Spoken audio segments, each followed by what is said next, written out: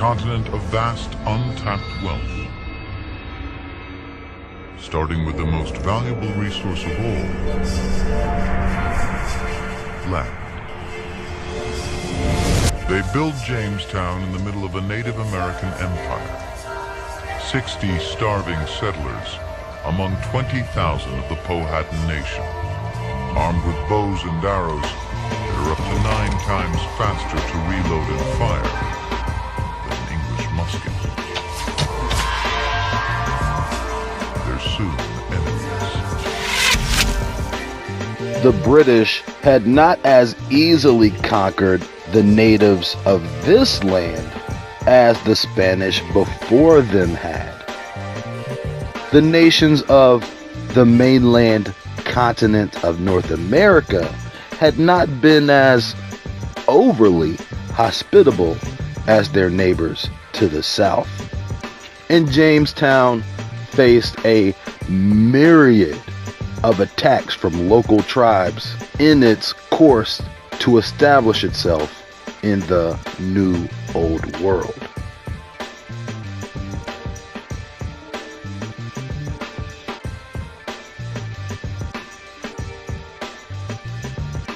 By 1619, the African slave trade had fully become integrated into the Virginia economy.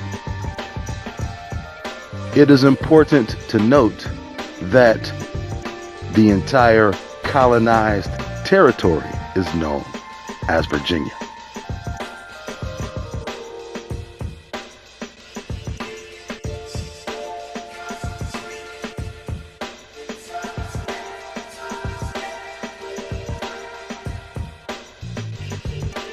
In 1640, Virginia law states, all persons except Africans will be provided with arms and ammunition.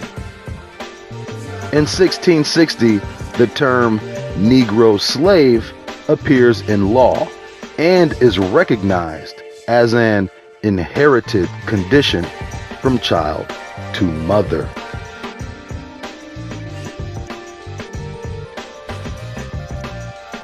In 1669, slaves can legally be murdered for disobeying their masters.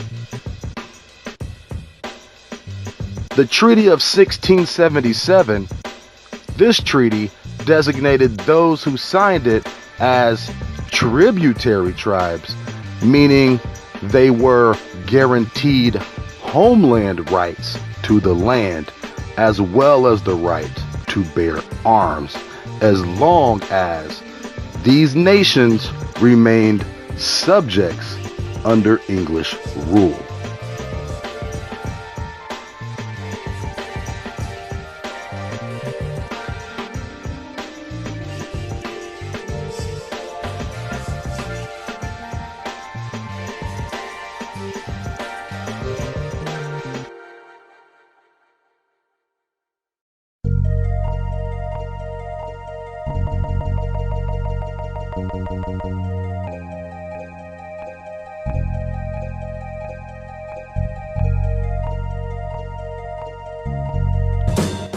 The 1682 Virginia Slave Act combined the legal status of Indians and African slaves into the same category.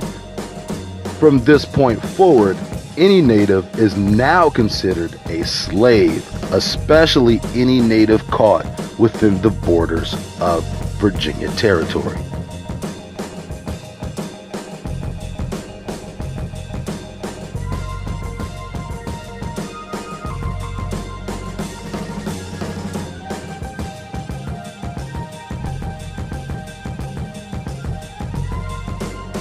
The Virginia Codes of 1705 were laws that further pushed the doctrine of white supremacy. These laws were initiated to give whites complete property control over the increasing slave population. As a result of the African slave trade, free black Indians were pushed out of their homelands and aggressively hunted for capture into slavery. These laws articulated no distinction between Indians born in America and Africans. By the mid-1700s, the Jamestown, Virginia economy was booming, and the reason for that was the land's #1 cash crop in Europe, tobacco.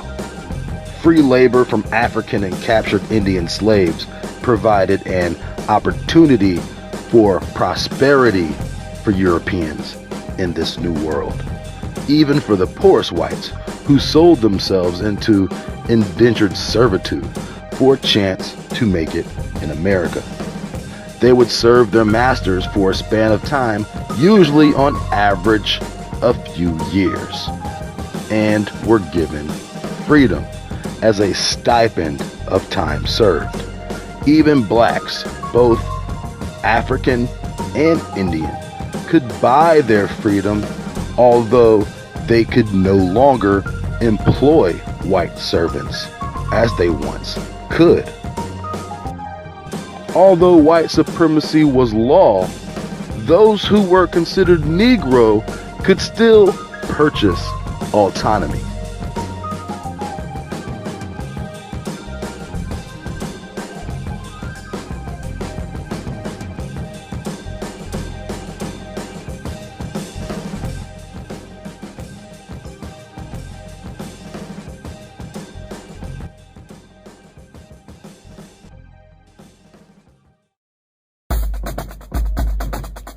In May 1754, soldiers under the leadership of George Washington, then only 22 years old, ambushed a French patrol who at the time was in control of the strategic area of Pittsburgh along the confluence of the Allegheny and Monongahela rivers.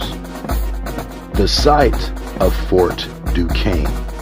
Contrary to what a person ignorant of the history may think, the French-Indian War wasn't just fought between the French against the Indians in a classical sense.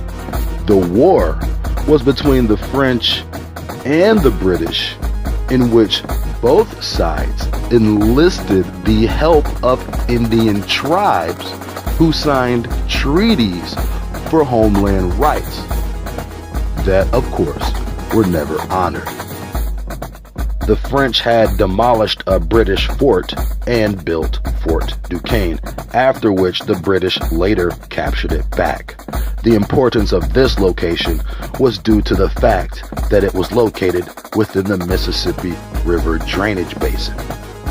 This location was important because it was navigable by boat down the river from Canada through St. Louis to New Orleans and the Gulf of Mexico.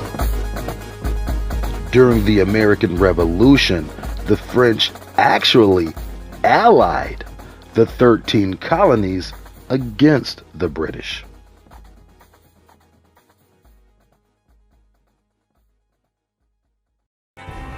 Order! December 16th, 1773. One of the most important dates in the history of the United States, the Boston Tea Party. For we will not pay that tax. The day the colonists took a dramatic stand against British rule. It's the event that sparked the American Revolution, and a day that deserves to be honored every year by every American. Order! On this fateful night, Samuel Adams and the Sons of Liberty dumped more than 300 crates of tea into the harbor. It was their patriotism that led to the freedom of each and every one of us. The conflict between the king and the colonies would finally hit a boiling point over money and resources, mainly taxes being paid by the colonies as tribute to the king. They rejected the authority of the British Parliament because they had no representatives in that governing body. Their position: no taxation without representation.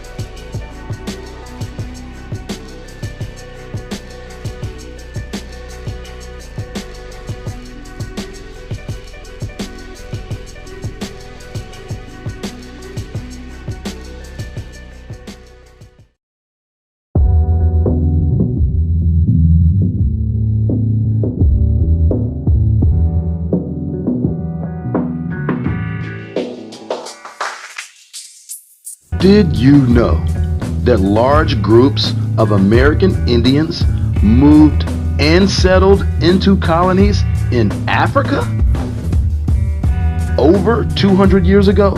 As early as 1791, the British had begun setting up colonies in Sierra Leone and Liberia.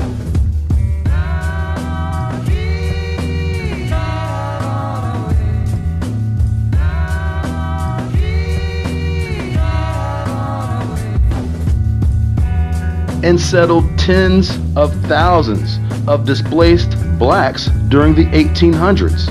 This means that even more American Indians were being brought across the Atlantic to Africa in 1822.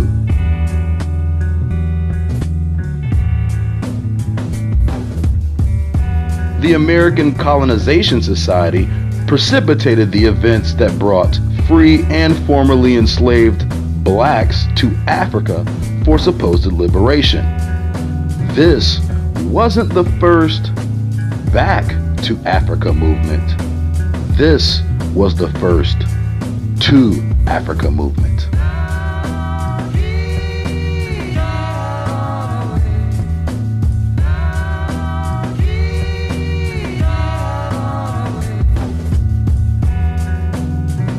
The new American Indian Liberians didn't enter African territory receiving the same hospitality in which the Europeans had received when first stepping into America.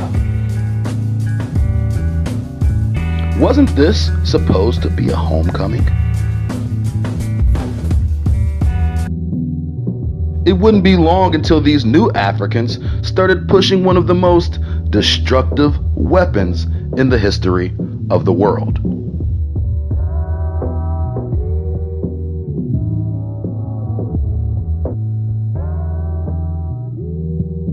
Christianity.